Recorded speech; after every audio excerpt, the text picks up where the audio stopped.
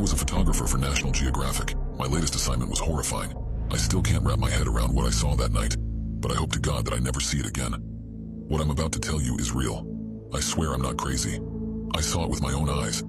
I wish I hadn't seen it, but I did. I'm writing this because my family won't talk about it anymore. I'm the only one who can't seem to forget. I was raised on the outskirts of Preston, a small town in southern Idaho, with a population of around 5,000. My more immediate community was an isolated dead-end dirt road called Bear Creek. Less than 20 families lived on Bear Creek. I didn't mind being so isolated.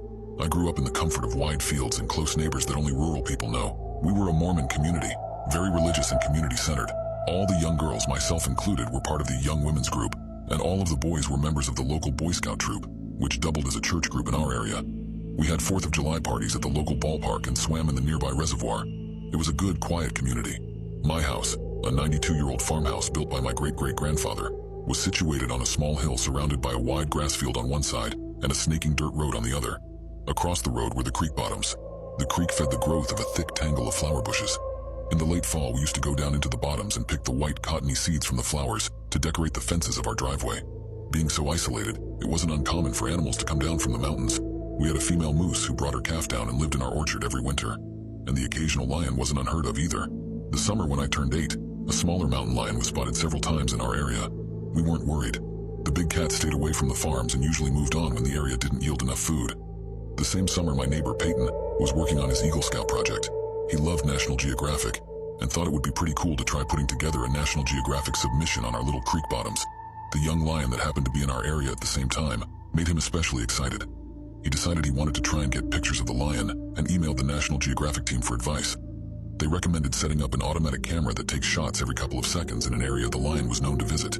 They also recommended setting some kind of bait so the lion was more likely to come by. No one in the creek liked the idea of live bait or carrion, so we came up with a different kind of bait. We decided to set up an audio recording of a dying rabbit and play it on a loop through a set of speakers hidden in the willows. I remember when everyone was down in the bottom testing the speakers, and I heard the noise for the first time.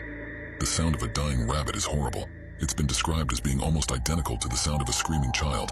If you've never heard it yourself, there's plenty of recordings available online. It's worth a listen.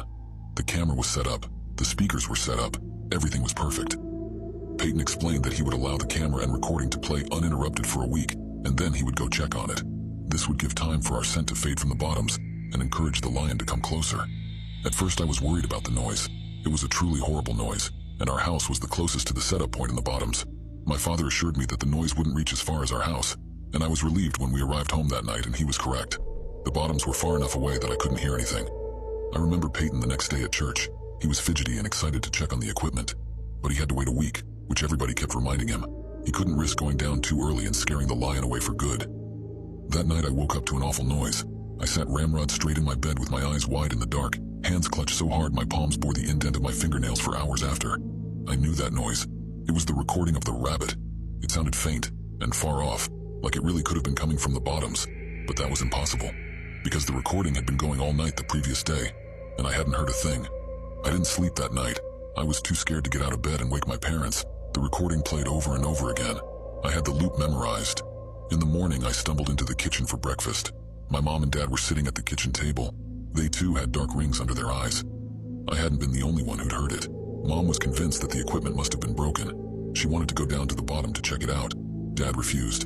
He was a kind, gentle man and didn't want to stir up any unnecessary drama. He was sure there had been a strong wind last night and the wind was carrying the noise farther than its natural reach. He told us to listen. We did. He was right. We couldn't hear it now. We forgot about it and went about our daily goings. The next night it happened again. I stayed up in bed with my back to the wall. The screaming was even louder than before, but this time something was different. It was lower pitched than I remember, and parts of the loop were slowed down, as if the recording were warped in places. At times the loop did not loop naturally, and instead picked up at a random place in the middle. My mom didn't mention anything at the breakfast table, but both her and my dad seemed tense. The third night I mustered the courage to stand beside my bedroom window and look out into the yard. For a moment I stood, rooted to the spot, my hands shaking no matter how hard I clenched them. The noise sidled in through the cracks in the window. I watched the outline of the trees in the yard, perfectly still. Not even the slightest breeze stirred their branches. My mom announced that she would be going to visit her sisters in town the next day and would probably spend the night there. She invited me to come along, but I was a daddy's girl at heart and chose to stay at the farm. I took Mom's place beside Dad in their bed that night, but even that didn't help. I don't think my dad was asleep either, for he was unnaturally still the whole night. We began to hear the noise during the day too. I was drawing with chalk on the sidewalk when it happened. My shoulders tensed and the hairs on the back of my neck prickled. There was only one scream, a short, high-pitched one, and then the recording fell silent. It happened again several times throughout the day, but never the whole loop, just clips from it. Later that evening, Peyton's dad came up the driveway on his four-wheeler. He said he was looking for their dog, a sweet yellow lab who had been missing since that morning. Dad said he was sorry and that we hadn't seen her.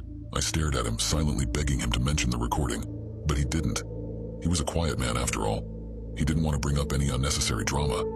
Mom stayed away the whole week. Dad and I didn't sleep.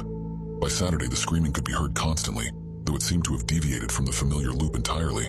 I didn't recognize any of it. Sometimes the screams were thin and long. Other times they were hardly more than growls. Once, while my dad had been heating up his lunch, the noise rose into such a loud and bitter ringing that he dropped the plate and it shattered. I pressed my hands over my ears where I sat at the table and squeezed my eyes shut, but it didn't help. The noise forced its way in through the cracks of my fingers and pinched my throat and rattled in my ribcage. The ringing lasted for a whole minute, then fell silent. Dad was shaking. That was the last we heard of the noise that day. Peyton came by Saturday evening to ask permission to cross our road to collect the equipment. He was so excited. I watched him disappear into the creek bottoms with a sense of tired relief. After the equipment was gone, it would all stop. I couldn't wait to finally get a full night's sleep. Not a minute later, I spotted Peyton coming back up from the creek. I was confused. It had taken us much longer to set up the camera and speakers, so I'd only assumed it would take just as long to collect them. My breath stilled when Peyton came closer. He didn't look right. His eyes were wide and his face pale. Something wet dribbled from his chin and onto his shirt. I later realized it was vomit. My dad caught him before he fell and demanded to know what had happened. Peyton couldn't speak. He just cried. We called his dad. I looked after Peyton as both my dad and his dad went into the bottoms. They were gone for a long time. When they returned, their faces were grim, and they smelled funny. I noticed red on my dad's hands.